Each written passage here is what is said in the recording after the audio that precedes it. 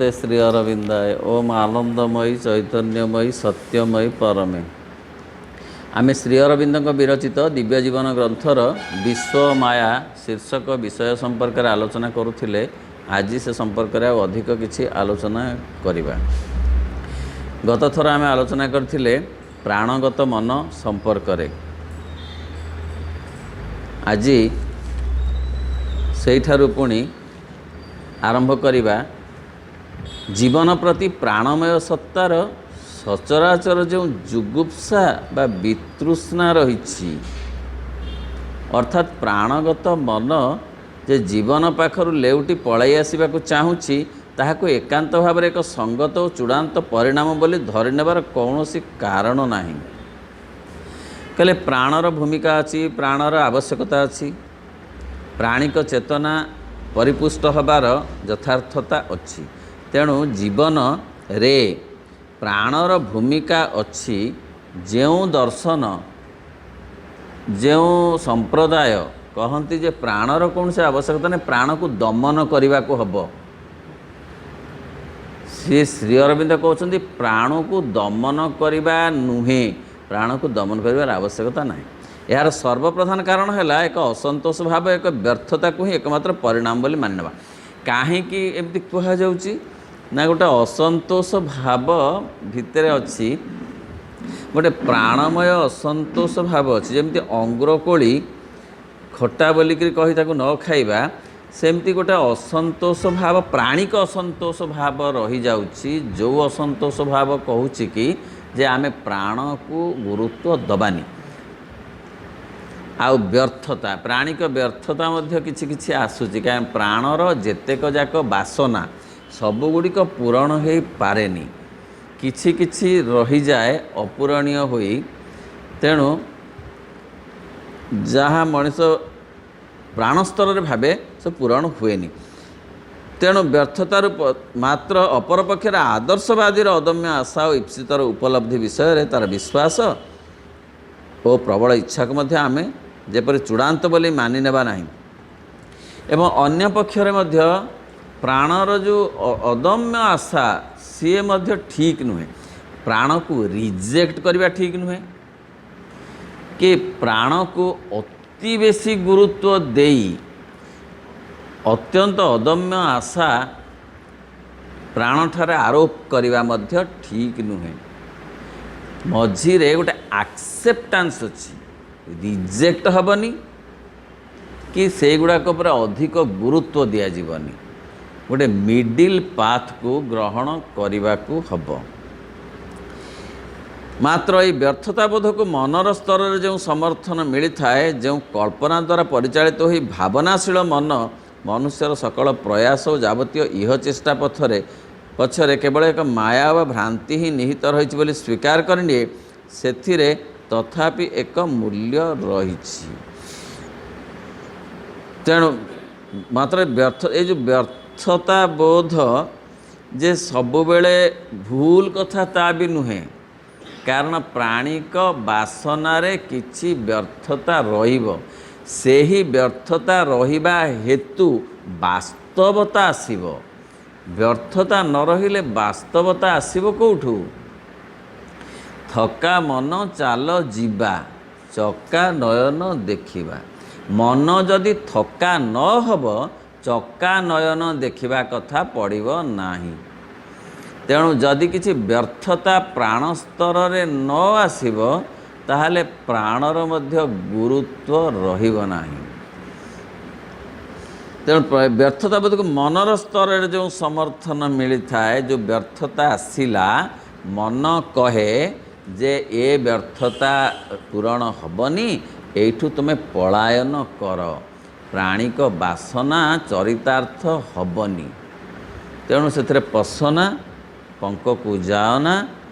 तेणु प्राण को दमन कर, प्राण को संपूर्ण भाव में वर्जन कर, ताहले तमे चेतनार अग्रगति करिवो। किंतु श्री अरविंद कहते नाई, ताहा भीतर व्यर्थता अच्छी, किंतु से व्यर्थता ही सार्थकता आड़ को नहीं जीव। जीवन रे विफलता अच्छी, विफलता अच्छी बोली जीवन को त्याग कर नाही। विफलता आसूची परीक्षा रे फेल हो जाउची, इंटरव्यू रे फेल, गोटे विफलता आसिला, तेणु ये जीवन रखी आउ लाभ नाही, चाल नई पोखरी की डेई पड़ा। तेणु विफलता आसूची से सफलतार बाट फिटेइब बोली, व्यर्थता आसूची सार्थकतार बाट फिटिब बोली। एतर आर बागरे बुझिले व्यर्थता सार्थकतार बाट फिटाए, विफलता सफलतार द्वार उन्मोचन करे। मृत्यु अमृतत्वर द्वार देश आड़कू निए। तोर मंगल विधान, हाँ करिअछि मरण को अमृत सोपान। मृत्यु अच्छी बोली अमरत्वर संभावना अच्छी, व्यर्थता अच्छी बोली सार्थकतार संभावना अच्छी, निराशा आसूची बोली आशार संभावना अच्छी। यह साइकोलॉजिकल कथा, समस्तंग पाई सत्य, आफ्रिका लोक पाई, ऑस्ट्रेलिया लोक पाई, आम पाई, दुनिया पाई सत्य।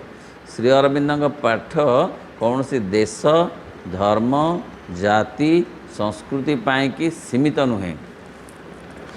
तेणु से केवल एक तथापि एक मूल्य रही।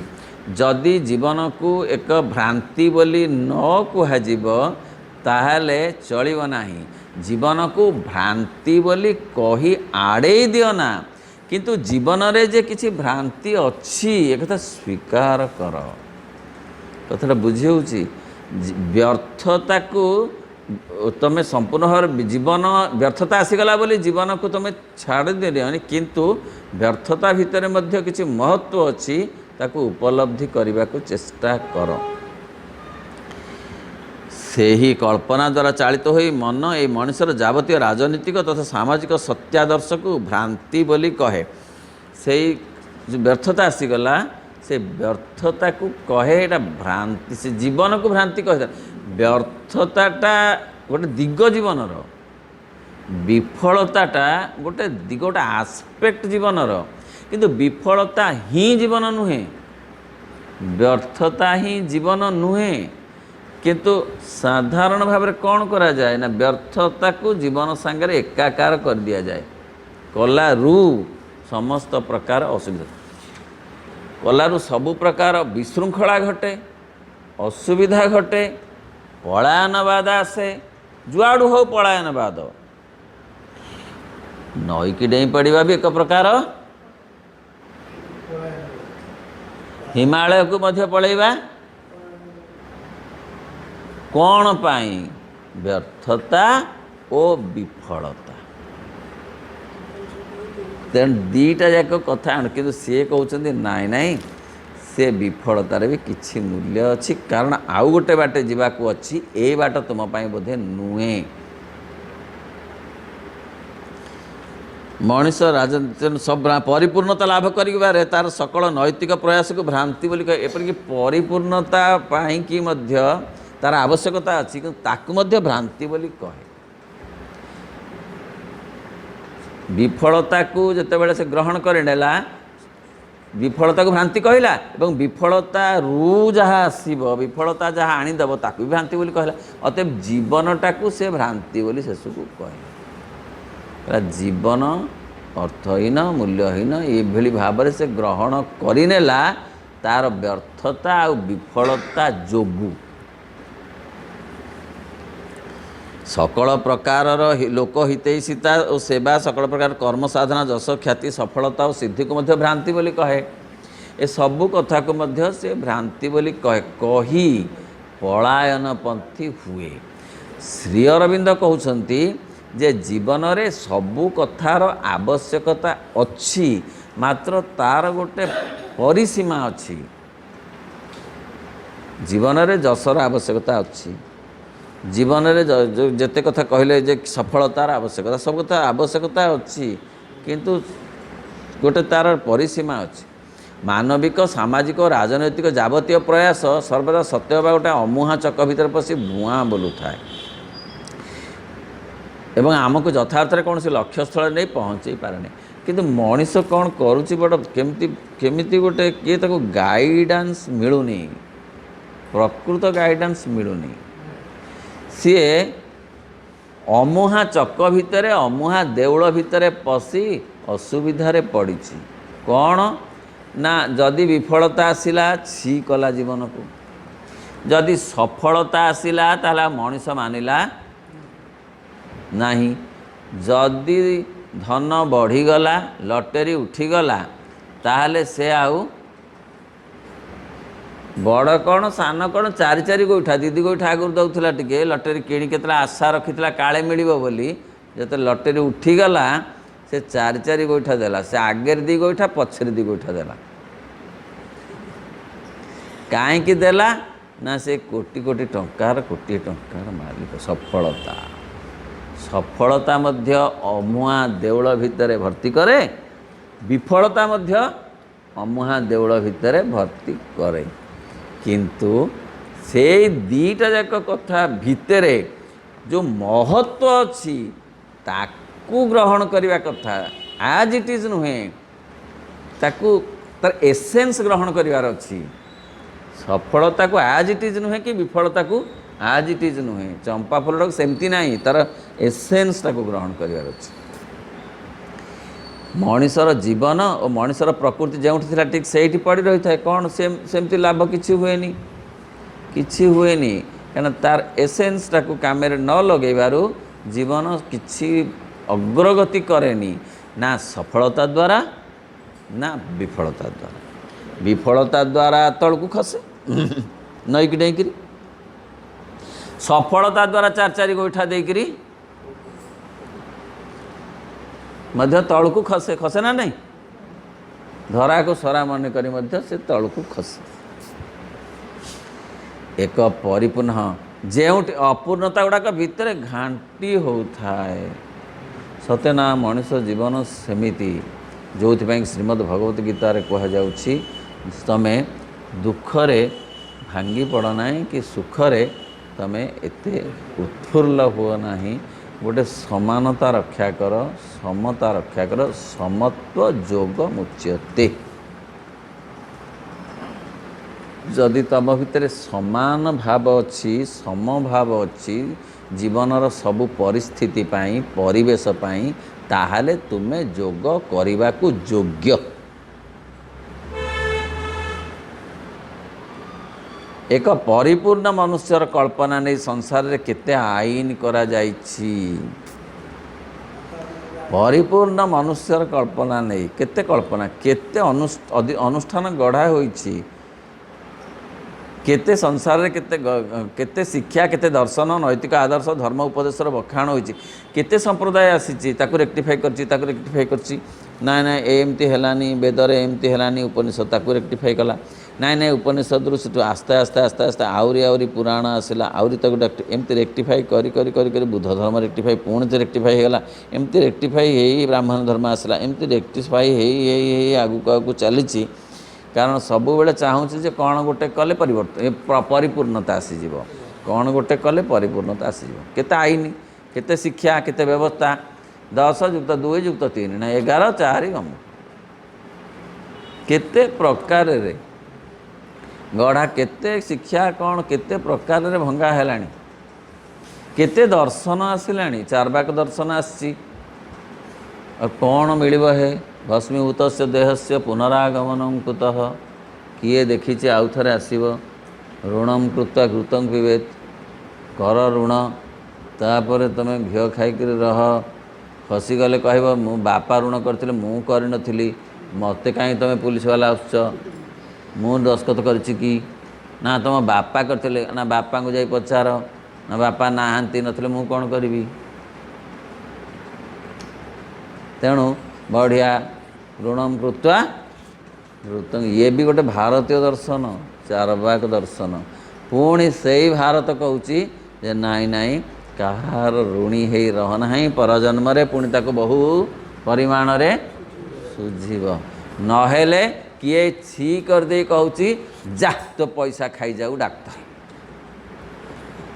जा तो पैसा खाई जाऊ अमुक जा तोर अमुक नीलाम हो जाऊ से घर जा से घर से जमीटा कि तू भोग कर नफार किए गोटे कौन कहीदे ना नहीं तेणु सी कहे जेते से दर्शन नैतिक आदर्श धर्म उपदेश बखाण होती तथापि पूर्ण मनुष्य तैयारी हो पारि ना पुणी एक पूर्ण मनुष्य समाज तैयारी करवा तो आहरी दूरर कथा कुकुरर लांगुड़ को जेते जत्न साउले सीधा करने को चेष्टा कले ताहा सर्वदा से बंका मनीष सत्य सेमती अवस्था अच्छी सफलतार वर्तमान आत्महरा हो जाउची विफलतार भी आत्महरा हो जाउची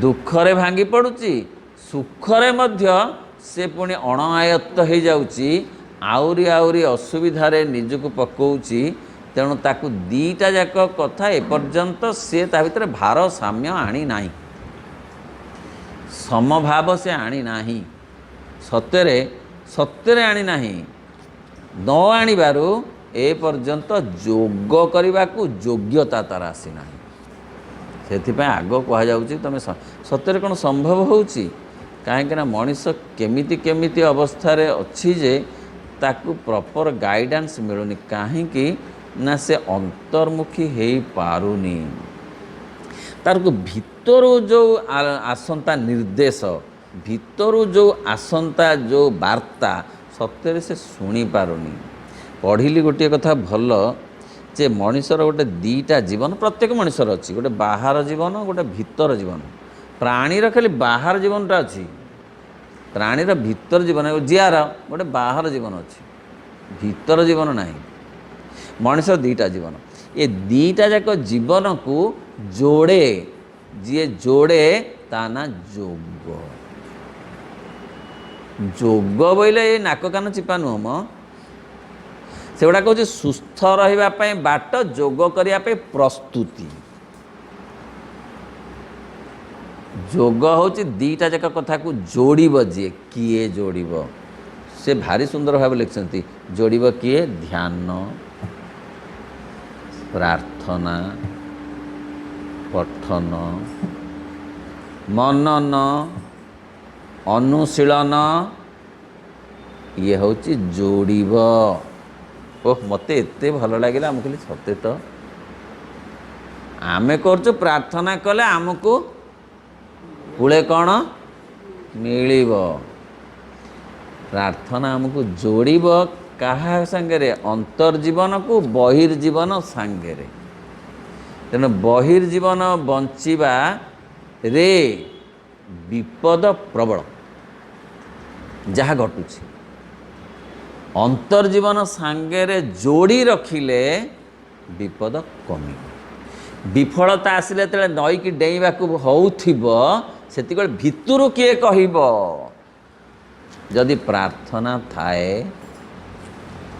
जदि ध्यान थाए जदि पढ़ाशुना थाए पढ़ाशुना बीएम नुहे म पढ़ाशुना थाए भगवत पाठ पढ़ाशुना थाए भितरु किए कहब रोकब पछाड़ू क्या किए पठेदब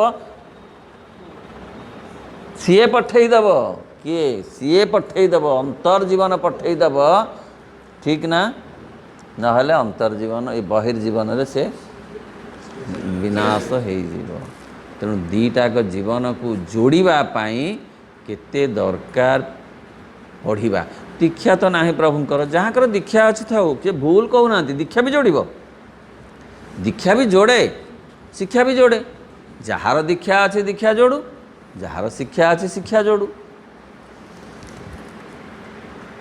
कुकुर लांगुड़ गला परार्थपरता लोकहितैषणा और सेवा ख्रीष्ट धर्मर प्रेम और बौद्ध धर्म करुणा कहीं हेले संसार को एत सुखी कर पारना केड़े सुंदर सुंदर कथा कहते स्पष्ट लेखा गोलिया मलिया लेखा नुह କାହାକୁ ସେ ଦୋଷ ଦେଉନାହାନ୍ତି କିନ୍ତୁ ଭାରି ପରିଷ୍କାର କରୁଛନ୍ତି। ଗୋଟିଏ ଗୋଟିଏ କଲେ ପରାର୍ଥପରତା, ସମସ୍ତଙ୍କ ପରାର୍ଥ ସବୁବେଳେ ନିଜ ନାହିଁ, ସବୁବେଳେ ସବୁ ପରୋପକାରାୟ ସ୍ୱର୍ଗାୟ ବୋଲି କୁହ।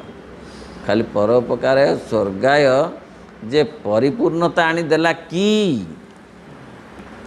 ଏ ତ କେତେ କାଳୁ କୁହାହେଇଛି, ବ୍ୟାସଦେବ କହିଛନ୍ତି, ଏ ତ ବ୍ୟାସଦେବ କହିଛନ୍ତି, ତାର ତ ତାରିଖ ବାର ନାହିଁ।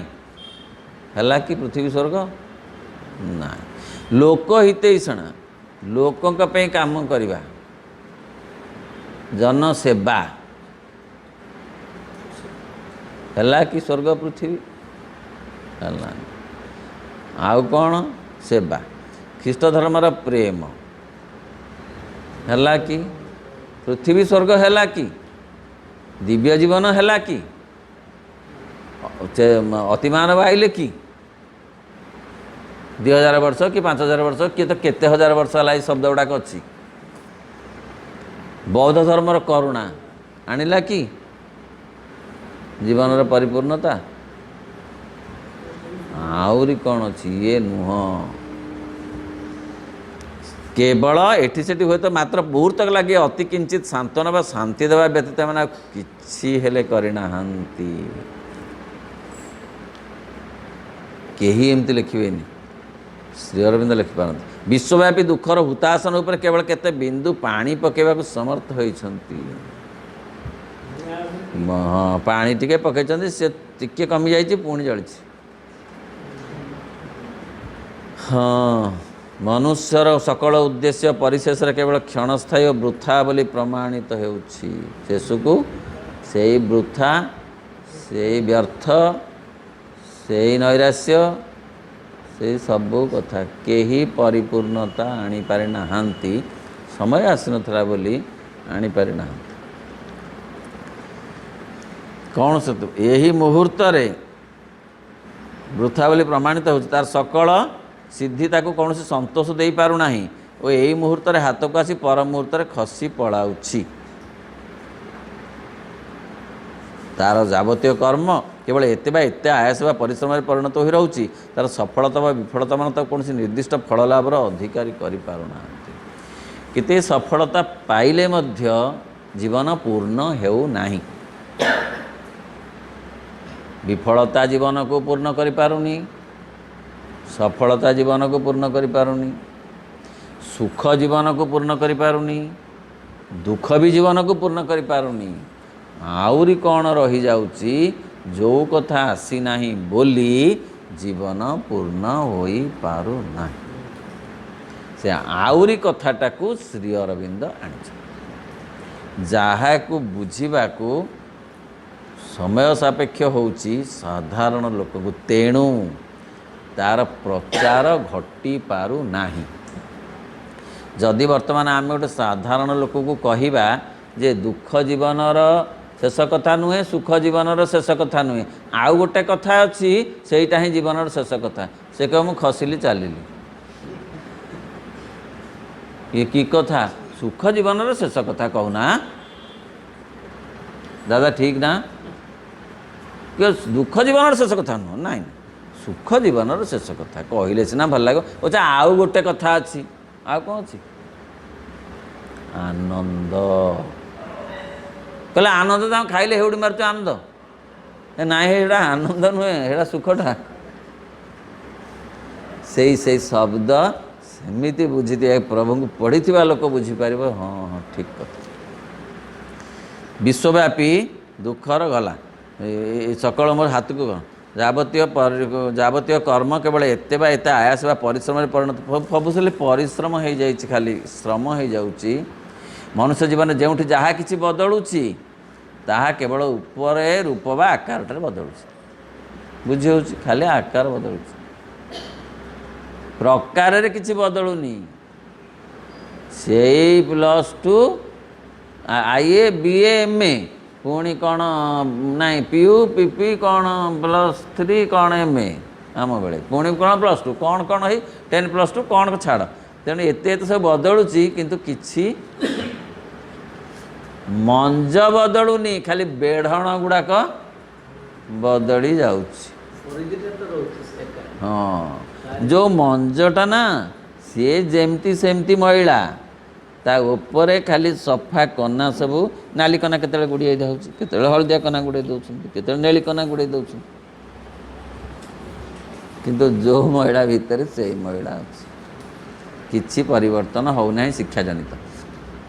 ତେଣୁ ସେ ତା ଯାବତୀୟ କର୍ମ ବିଫଳ, ଯାବତୀୟ କର୍ମ କେବଳ ଏତେ ଆୟାସ ପରିଶ୍ରମରେ ପରିଣତ ହୁଏ। ମନୁଷ୍ୟ ଜୀବନରେ ଯେଉଁଠି ଯାହା କିଛି ବଦଳୁଛି, କାରଣ ସାରତଃ ଅର୍ଥାତ୍ ସାଧାରଣ ପ୍ରକୃତି ଦୃଷ୍ଟିରୁ ବିଚାର କଲେ ଜୀବନ ଯାହା ଥିଲା ତା'ର ଚିରକାଳ ପାଇଁ ତାହା ହିଁ ରହିଛି।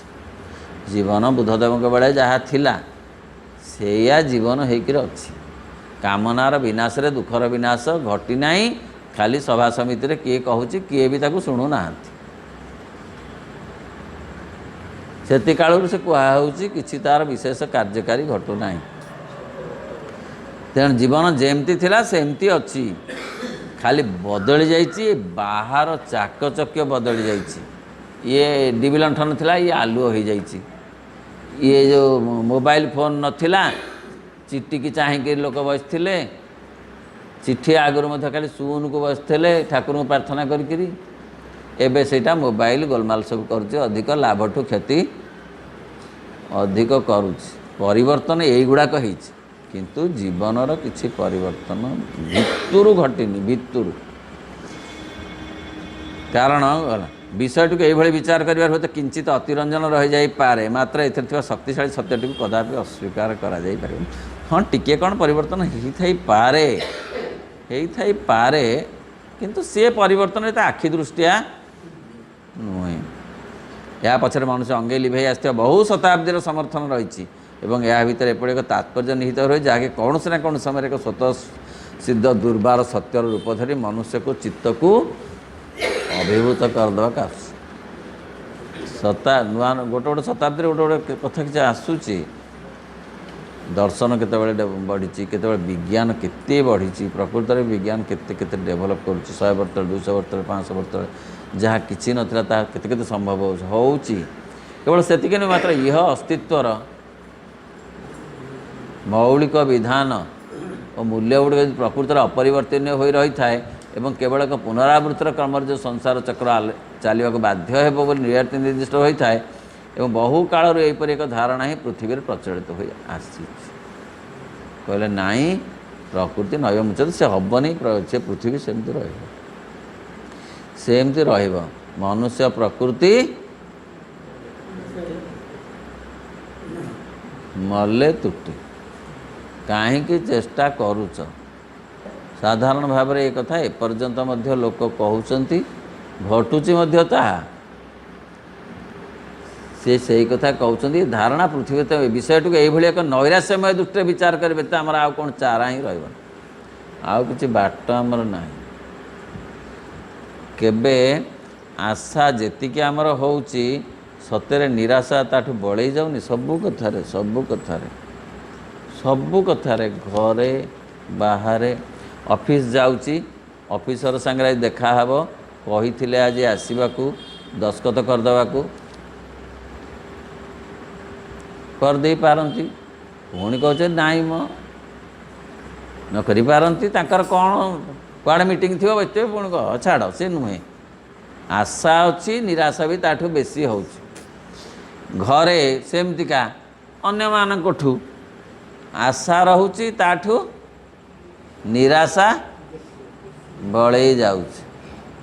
ଯାହା ଆଶା କରାଯାଉଛି ସେ ଆଶା ମିଳୁନାହିଁ। କାରଣ ଅପୂର୍ଣ୍ଣତା, ଅଜ୍ଞାନ, ବ୍ୟର୍ଥତାବୋଧ, ଦୁଃଖ ଏଗୁଡ଼ାକ ହିଁ ହେଉଛି ଆମ ଜୀବନର ବିଶ୍ୱ ବ୍ୟବସ୍ଥାର ପ୍ରଧାନ କଥା। ମଣିଷକୁ ଏଡ଼େ ସୁନ୍ଦର ଭାବରେ ବୁଝୁଛନ୍ତି। ମୋ କହିବା କଥା ଏଇଟା ସମସ୍ତଙ୍କର ଅନୁଭବ, କିନ୍ତୁ ଏତେ ଲେଖିବାଟା ତାଙ୍କର ହେଉଛି ବାହାଦୁରୀ। ମୋ କହିବା କଥା ଏଇଠି, ମୁଁ କହୁନି ଯେ ଅପୂର୍ଣ୍ଣତା ଶବ୍ଦ ନଥିଲା, ପ୍ରଭୁ ଆଣିଲେ, ମୁଁ ଜମା ଏ କଥା କହୁନି। ଦୁଃଖ ଶବ୍ଦ ନଥିଲା, ଶ୍ରୀ ଅରବିନ୍ଦ କେବଳ ଘିନି ଆସିଲେ, ନାଇଁ ମୁଁ ଏ କଥା ଜମା କହୁନି। ଏମିତି ଜଣେ ପଚାରିଲେ, ଆପଣ ତ ମଣିଷ କଥା ସବୁ କ'ଣ ଜାଣନ୍ତି ନା? ମୋ ମଣିଷ ଯେତିକି ଜାଣେ, ଲୋକ ଭାବନ୍ତି ମୁଁ ମଣିଷ କଥା କିଛି ଜାଣିନାହିଁ, ସେ ଲେବୁଲକୁ ମୁଁ ଯାଇନାହିଁ, ମୁଁ ତାଠୁ ବେଶୀ ଜାଣେ। କାରଣ ମଣିଷର ଅବଚେତନ ଭିତରକୁ ଅଚେତନ ଭିତରକୁ ପଶିକିରି ମୁଁ ଜାଣେ। ମଣିଷ ତ କିଛି ନିଜେ କ'ଣ ପଶିପାରୁଛି? ନିଜେ ନିଜର ଅଚେତନ ଅବଚେତନ ଭିତରେ ମଣିଷ ପଶିକି କିଛି ଦେଖିଛି, ଦେଖିପାରୁଛି? ଖାଲି ସଚେତନ ମନଟା ଦେଖୁଛି, ସେ ମଧ୍ୟ ସବୁବେଳେ ସମ୍ଭବ ହେଉନାହିଁ। କିନ୍ତୁ ଶ୍ରୀ ଅରବିନ୍ଦ କହୁଛନ୍ତି ମୁଁ ମାନବ ଜାତିର, ଖାଲି ମଣିଷର ନୁହେଁ, ତା'ର ଚେତନ ଅଚେତନ ଅବଚେତନ ସବୁ ସ୍ତରକୁ ଯାଇ ସବୁ ଭେଦ କରି ସବୁ ଜାଣିଛି। ବ୍ୟର୍ଥତା ଏଗୁଡ଼ା ପ୍ରଧାନ କଥା। ବର୍ତ୍ତମାନ କ'ଣ? ଅଜ୍ଞାନ, ବ୍ୟର୍ଥତା ବୋଧ, ଦୁଃଖ। ବ୍ୟର୍ଥତା ବୋଧ ଦୁଃଖ ସତ୍ୟରେ ବେଶୀ ହେଇଯାଉଛି। ବେଶୀ ହେଉନି, 100 ବର୍ଷ ତଳର ଲେଖା, 100 ବର୍ଷ ତଳର ଲେଖା। ଏ ପ୍ରାୟ 1920 ମସିହା ବେଳେ ଲେଖା ହେଇଥିଲା, 16, 18, 20 ମସିହା ବେଳେ ପ୍ରାୟ ଲେଖା ହେଇଥିଲା। କିନ୍ତୁ ଆଜି ପାଇଁ ତାହା ଅଧିକରୁ ଅଧିକ ସତ୍ୟ। 100 ବର୍ଷ ତଳେ ଏତେ ବ୍ୟର୍ଥତା ନଥିଲା। ବ୍ୟର୍ଥତା ଥିଲା କାଳେ କାଳେ, କିନ୍ତୁ ଏତେ ନଥିଲା। ଏତେ ନଥିଲା କ'ଣ ଅସଫଳତା ନୁହେଁ, ଏତେ ନଥିଲା ନୈରାଶ୍ୟ, ଏତେ ନଥିଲା ଦୁଃଖ। ଏଇଗୁଡ଼ାକ ହିଁ ଜ୍ଞାନ ନାହିଁ। ଜ୍ଞାନ ଏଗୁଡ଼ିକର ପ୍ରତିପକ୍ଷ ରୂପେ ଜ୍ଞାନ ସୁଖ ସିଦ୍ଧି ଓ ପୂର୍ଣ୍ଣତାର ଯେଉଁ ଉପାଦାନ ଗୁଡ଼ିକ ରହିଛି ତାହା ଆମକୁ ପ୍ରତାରଣା କରିବାରେ ଲାଗିଛି। ପ୍ରକୃତରେ ଆମେ ଏଗୁଡ଼ିକ ପାଇପାରୁନାହୁଁ। ଜ୍ଞାନ କହିଲେ ଆତ୍ମଜ୍ଞାନ ଏପର୍ଯ୍ୟନ୍ତ ମିଳେନି। ସୁଖ କହିଲେ ଅସଲ ସୁଖ ଯେଉଁ ଆତ୍ମିକ ସୁଖ, ସେ ସୁଖ ମିଳେନି। ସିଦ୍ଧି ତ ମିଳେନି, ପୂର୍ଣ୍ଣତା ଆମେ ସେଗୁଡ଼ିକର ପୂର୍ଣ୍ଣ ରୂପର ପରିଚୟ ପାଇନୁ। ଦୁଇଟି ଯାକ ବିପରୀତ ଉପାଦାନ ପରସ୍ପର ସହିତ ଏପରି ଓତପ୍ରୋତ ଭାବେ ରହିଛନ୍ତି, ସେଗୁଡ଼ିକ ବିଷୟଗୁଡ଼ିକର ଏଇଭଳି ଏକ ସ୍ଥିତି ଯଦି ଏକ ବୃହତ୍ତର ପରିପୂର୍ଣ୍ଣତାର ଅଭିମୁଖରେ ଗତି କରୁଥିବା ଗୋଟିଏ ପ୍ରକ୍ରିୟା ହୋଇନଥାଏ, ଏହା ହିଁ ଯଦି ବିଶ୍ୱ ବ୍ୟବସ୍ଥାର ସ୍ଥାୟୀ ଧର୍ମ ହୋଇଥାଏ, ତେବେ କେବଳ ଗୋଟିଏ ମାତ୍ର ସିଦ୍ଧାନ୍ତରେ ପହଞ୍ଚିବା ବ୍ୟତୀତ ଆମର ଅନ୍ୟ କୌଣସି ଉପାୟ ନଥିବ। ସେହି ସିଦ୍ଧାନ୍ତଟି ହେଉଛି ଏହି ବିଶ୍ୱଜଗତରେ ଯାହା କିଛି ଅଛି ତାହା ହୁଏତ ଏକ ନିଶ୍ଚେତନ ପରମ ଶକ୍ତି ଦ୍ୱାରା ସୃଷ୍ଟ ହୋଇଛି ଏବଂ ସେହି କାରଣରୁ ହିଁ ଏକ ଆପାତ ଚେତନ ଏଠି କୌଣସି ପ୍ରକାର ଅଭୀଷ୍ଟ ପାଖରେ ପହଞ୍ଚିବାକୁ ଏକାନ୍ତ ଅସମର୍ଥ ହୋଇ ରହିଛି। ଏଇ କଥାକୁ ବୁଝିବା ଦରକାର। ବଡ଼ ବଡ଼ ବାକ୍ୟ ତ, ସେ ବଡ଼ ବାକ୍ୟ ଭିତରେ ସେ କ'ଣ କହୁଛନ୍ତି ନା, ଦୁଇଟି ଯାକ ବିପରୀତ ଉପାଦାନ ଏଇଠି ଅଛି। ଆଲୁଅ ଅଛି, ଅନ୍ଧାର ଅଛି। ମଣିଷ ମନ ଦୁଇଟା ଯାକ ବିପରୀତ ଉପାଦାନରେ ତିଆରି ହେଇଛି। ମଣିଷ କଥା କହୁଛନ୍ତି, ଓତପ୍ରୋତ ଭାବରେ ରହିଛନ୍ତି। ସିଏ ଏଇ ଦିବ୍ୟ ଜୀବନ ଗ୍ରନ୍ଥରେ ଆଗରୁ କହିଥିଲେ ସେ କିପରି ରହିଛନ୍ତି ନା, ଆଶା ନିରାଶା ସବୁ କେମିତି ରହିଛନ୍ତି? ୱାଟର ଟାଇଟ୍ କମ୍ପାର୍ଟମେଣ୍ଟରେ ରହିନାହାନ୍ତି, ସେ ପରସ୍ପରକୁ ଆଲିଙ୍ଗନ କରି ରହିଛନ୍ତି। ଗୋଟେ ଗଛରେ ଗୋଟେ ଲଟାଟେ ଏମିତି ଲଟେଇଥିବ, ତାକୁ ଭିଡ଼ି ଦେଲେ ହେବ। ଆଉ ଗୋଟେ ସେ ଗଛରେ ସେ ଲଟାଟା ତା ଭିତରେ ଦେଖିନାହାନ୍ତି, ସେ ତା ଭିତରେ ପଶି ଯାଇଥିବ, ତା ଭିତରେ ପଶିକି ସେ ଲଟାଟେ ତା ଭିତରେ ସେ ପଶିକିରି ସେ ଏମିତି ତାକୁ ତୁମେ ସେଥିରୁ କାଢ଼ି ପାରିବ ନାହିଁ। ସେମିତି ଆଶା ଆଉ ନିରାଶା ସେମିତିକା ସିଏ ଏମିତି ଆଲିଙ୍ଗିତ ହୋଇ ଅଛନ୍ତି ଯେ ଗୋଟାକୁ ଆଉ ଗୋଟେ ତୁମେ ଭିଡ଼ିକିରି କାଢ଼ି ପାରିବ ନାହିଁ। ତେଣୁ ସେ ବିଷୟ ଯଦି ସ୍ଥିତି ପରିପୂର୍ଣ୍ଣତାର ଅଭିମୁଖ ଗତି କରୁଥିବା ଗୋଟିଏ ପ୍ରକ୍ରିୟା ହୋଇନଥାଏ, କିନ୍ତୁ ସେ ଦୁଇଟା ଯାକ ଆଲିଙ୍ଗିତ ହୋଇକି ଅଛନ୍ତି, ସେଇଟା ପରିପୂର୍ଣ୍ଣତା ଆଡ଼କୁ ଯିବା ପାଇଁ ଉଦ୍ଦିଷ୍ଟ ହୋଇ ରହିଛନ୍ତି। ଯଦି ଦୁଇଟା ଯାକ ନଥିବ ତାହେଲେ ଅସୁବିଧା ହେବ। ଉଦାହରଣ ସ୍ୱରୂପ ମୃତ୍ୟୁ ଯଦି ମୃତ୍ୟୁ ନଥିବ, ରହିବନି, ତାହେଲେ ମଣିଷ ଅସୁରଟିଏ ହୋଇଯିବ। ସହିତ ଅସୁର ହେଇକି ଅଛି। କ'ଣ ହେବ? ଅସୁର ଶବ୍ଦ ପର୍ଯ୍ୟନ୍ତ ଆମେ ଯାଇଛୁ। ମଣିଷକୁ କୁହାଯିବ ତୁ ଯାହା କରୁଛୁ କର, ଯାହା କରୁଛୁ କର, ତୋତେ 300 ବର୍ଷ ସାଙ୍କସନ୍ ହେଇଗଲା, ତୁ ଯାହା କରୁଛୁ କର, ତୋର କିଛି ହେବନି, ନହେଲେ ତୋର ଜମା କିଛି ହେବନି, ତୋର ଇଚ୍ଛା ମୃତ୍ୟୁ ଯା। ମୋ କଥାଟା ବୁଝି ହେଉଛି? ତାହେଲେ ମଣିଷ ବର୍ତ୍ତମାନ କ'ଣ ହେଇଛି? କେତେ ଜୋର ସ୍ପିଡ଼ରେ ସେ ଯାଉଛି। 1.5 ସେକେଣ୍ଡ ଲାଗିବ ତାକୁ ଗଙ୍ଗା ଖାଇବା ପାଇଁ। ଜାଣୁଛି ଜାଣିନି କ'ଣ ଜାଣୁଛି, ତଥାପି ତଥାପି ତାକୁ ଆମେ ଜାଣୁଛି ଯେ ନାଇଁ ନାଇଁ ଇଏ ମୋର ନୁହେଁ, ମୁଁ କାହିଁକି ଚାଖଣ୍ଡକ ନେଇକି ମୋର କ'ଣ ହେବ, ଇଏ ହାତକ ମୁଁ କାହିଁ ନେଇଯିବି, ଯେହେତୁ ସେ କେହି ଆସିନାହାନ୍ତି ଘର କରିବାକୁ, ମୁଁ ଆଗ ଘର କରୁଛି, ମୁଁ ଆଗ ସେ ହାତକ ମାଡ଼ିଯାଏ। କାହିଁକି? ତାକୁ ଆମେ କି ଉପାଧି ଦେବା, କ'ଣ ଉପାଧି ଦେବା? ଖୁବ୍ ବଡ଼ ହେଲେ ଏପର୍ଯ୍ୟନ୍ତ ପୃଥିବୀକୁ ଯେଉଁ ଶବ୍ଦ ଆସିଛି ସେ ହେଉଛି ଅସୁର, ଆଉ ତାପରୁ ଶବ୍ଦ ଆସିନି। ଯଦି ତାକୁ ମୃତ୍ୟୁର ଏତେ କରାଳ ରେ ଆତ୍ମନ ନିଦ୍ରା ପରିହରି ଫେଡ଼ି ଚିନ୍ତାର ଲୋଚନ କର କର ନିରୀକ୍ଷଣ ନିଃଶବ୍ଦେ ଜୀବନ ସ୍ରୋତ ଧାଉଁଛି କିପରି ଭେଟିବାକୁ ମୃତ୍ୟୁ ସିନ୍ଧୁ କରାଳ ଲହରୀ। କି ବେଗରେ ଯାଉଅଛି ଚାଲି ସେହି ସ୍ରୋତ ସଙ୍ଗେ ଭାସି ଜୀବନର ସୁଖ ରାଶି, ଯାହାର ସ୍ମରଣେ ନର ଶୋକ ଶ୍ୱାସ ଢାଳି ଅତୀତକୁ ଉଦ୍ବୋଧଇ ବୃଥା ଭାଳି ଭାଳି। ତତସତ୍ତ୍ୱେ ଅସୁର, ଏଇଟା ହେଲା ଯଦି ମୃତ୍ୟୁ ଖାଇକିରି ଏତେ ନଥିଲେ ହୁଅନ୍ତା କେତେ, ଆଉ ମୃତ୍ୟୁ ରହିଲାରୁ ଅମରତ୍ୱର ସମ୍ଭାବନା ଅଛି। ତେଣୁ ଏ ଦୁଇଟା ଯାକ କଥା, ଯଦି ମୃତ୍ୟୁ ଜମା ନ ରହିବ ତାହେଲେ ଅମରତ୍ୱ ଜମା ଆସିବନି। ତେଣୁ ମୃତ୍ୟୁ ବି ଦରକାର ଅମରତ୍ୱ ପାଇଁ, ଦୁଃଖ ବି ଦରକାର ସୁଖ ପାଇଁ, ରାତି ବି ଦରକାର ଦିନ ପାଇଁ। ତା ହୁଏତ ନିଶ୍ଚିତ। ତେଣୁ ସେ କ'ଣ ହେଇଛି ନା ଯାହା ଆମର ବିଚାର ହେଇଛି କ'ଣ, ନାଇଁ ଏ ସବୁ ଗୋଟେ ନିଶ୍ଚେତନ ଶକ୍ତିକୁ ସବୁ ସୃଷ୍ଟି କରିଛି, ଇଏ ଆଉ ଭଲ ଆଡ଼ିକି ଯିବନି, ସେମିତି ହେଇକି ରହିବ।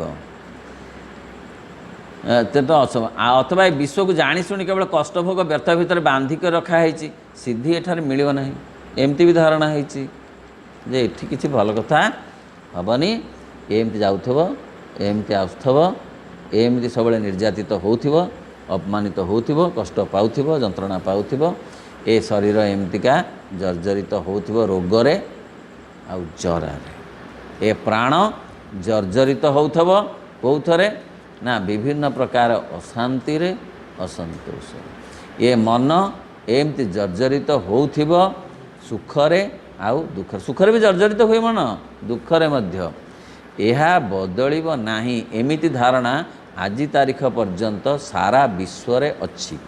କେବଳ ଶ୍ରୀ ଅରବିନ୍ଦଙ୍କ ପାଠ ପଢ଼ୁଥିବା ଲୋକ କେବଳ ବୁଝିପାରିବ ଯେ ନାଇଁ ଗୋଟେ ସମୟ ଆସିବ ବା ଆସୁଛି ଯେଉଁଥିରେ କି ଦେହ ଆଉ ରୋଗ ଆଉ ଜରାରେ ଜର୍ଜରିତ ହେବ ନାହିଁ, ପ୍ରାଣ ଆଉ ସମସ୍ତ ପ୍ରକାର ଅଶାନ୍ତି ଅସନ୍ତୋଷରେ ଜର୍ଜରିତ ହେବ ନାହିଁ, ମନ ଆଉ ସୁଖ ଆଉ ଦୁଃଖରେ ଘାଣ୍ଟି ହେବ ନାହିଁ। କାରଣ ଦେହ ହୋଇଯିବ ଦିବ୍ୟ ଦେହ, ଯହିଁରେ ରୋଗ ସ୍ପର୍ଶ କରିପାରିବ ନାହିଁ। କିଏ ଏମିତି କଥା କହିବ, କିଏ ଏମିତି କଥା ଶୁଣିବ? ନା ସେଡ଼ିକି ଭାଗ୍ୟବାନ ହେଇଥିବ ଯିଏ ଏକଥା ଶୁଣିବ ସିଏ। କାହିଁକି ଆସନ୍ତିନି ଶହ ଶହ ଲୋକ, କାହିଁକି ଶୁଣନ୍ତିନି? ବୁଝିପାରିବେ ନାହିଁ ସମସ୍ତେ କଥା। ପ୍ରାଣ ହେବ ଦିବ୍ୟ ପ୍ରାଣ, ଯେଉଁଥିରେ କୌଣସି ଅଶାନ୍ତି ସେ ରାଜ୍ୟକୁ ପଶି ପାରିବ ନାହିଁ। ତା ବୋଲି ମଣିଷ ରହିବେ, ମଣିଷ ରହିବେ, ଅତି ମାନବର ଦିବ୍ୟ ପ୍ରାଣ ହେବ, କି ଦିବ୍ୟ ମନ ହେବ, ଯେଉଁଥିରେ ସେଥିରେ ସୁଖ ଦୁଃଖ ରହିବନି, ଆନନ୍ଦ ରହିବ, ଦିବ୍ୟ ଆନନ୍ଦ ରହିବ। ହୁଏତ ଆଉ କେଉଁଠି ଯାଇ ମିଳିବ, ତେଣୁ ଏଇଠି ନୁହେଁ, ଯାହେଲେ ସିଏ ଯାଇକି ବୈକୁଣ୍ଠରେ ମିଳିବ, ସେ କେଉଁଠି ସ୍ୱର୍ଗରେ ମିଳିବ, କ'ଣ ମିଳିବ? ସବୁ ଭଲ ସିଦ୍ଧି, ସେ ପୂର୍ଣ୍ଣତା ସବୁ ସିଆଡ଼େ ମିଳିବ। ଏହି ସମଗ୍ର ବିଶ୍ୱ ବ୍ୟାପାର କେବଳ ଏକ ବିରାଟ ମାୟା ଓ ଭ୍ରାନ୍ତି ମାତ୍ର। ଏଇଆ ନିଷ୍କର୍ଷ ଏପର୍ଯ୍ୟନ୍ତ ହୋଇଛି ଶ୍ରୀ ଅରବିନ୍ଦ ଆସିବା ପୂର୍ବରୁ, ଯାହାର କି କୌଣସି ସୀମା ନାହିଁ, କୌଣସି ଉଦ୍ଦେଶ୍ୟ ମଧ୍ୟ ନାହିଁ।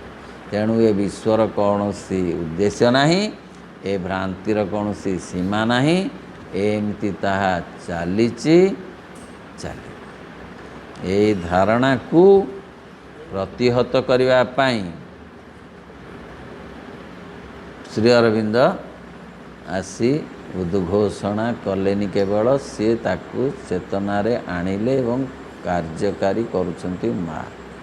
ଯେଉଁଥିପାଇଁ କି ସାବିତ୍ରୀ ମହାକାବ୍ୟରେ ଅଶ୍ୱପତିଙ୍କର ଦୀର୍ଘ କଠୋର ସାଧନାର ଫଳଶ୍ରୁତି ସ୍ୱରୂପ ଆସିଲା ସେଇ କଥା, O strong forerunner, I have heard thy cry, one shall descend to break the iron law. କ'ଣ ଆଇରନ୍ ଲ? ଏଇ ଆଇରନ୍ ଲ ଯେ ଜୀବନ ଇଏ ଦେହ ରୋଗ ଜରାରେ ଯେଉଁ ପଡ଼ିଛି ମୁକ୍ତ ହେବ, ପ୍ରାଣ ଯେଉଁ ଅଶାନ୍ତି ଅସନ୍ତୋଷରେ ପଡ଼ିଛି ମୁକ୍ତ ହେବ, ମନ ସୁଖ ଦୁଃଖରେ ଭାଙ୍ଗି ପଡ଼ୁଛି ମୁକ୍ତ ହେବ, ଜୀବନ ଦିବ୍ୟ ଜୀବନ ହେବ। ଏଇ ଆଇରନ୍ ଲ ଯାହା ଏପର୍ଯ୍ୟନ୍ତ ମଣିଷ ଗୋଡ଼ରେ ବନ୍ଧା ହେଇଛି, ଯେଉଁ ଲୁହା ଚେନ୍, ସେଇଟା କଟା ହେବ, କଡ଼ା ହେବ, ଫିଟା ହେବ, ସେ ମୁକ୍ତ ହେବ। ଯେଉଁଥିପାଇଁ କି ମା ଆସିଲେ, ସାବିତ୍ରୀ ଆସିଲେ। ଶ୍ରୀ ଅରବିନ୍ଦଙ୍କର ସାଧନା ସଫଳ ହେବାକୁ ଯାଉଛି। ଓମ୍ ନମୋ ଭଗବତେ ଶ୍ରୀ ଅରବିନ୍ଦାୟ। ଓମ୍ ଆନନ୍ଦମୟୀ ଚୈତନ୍ୟମୟୀ ସତ୍ୟମୟୀ ପରମେ।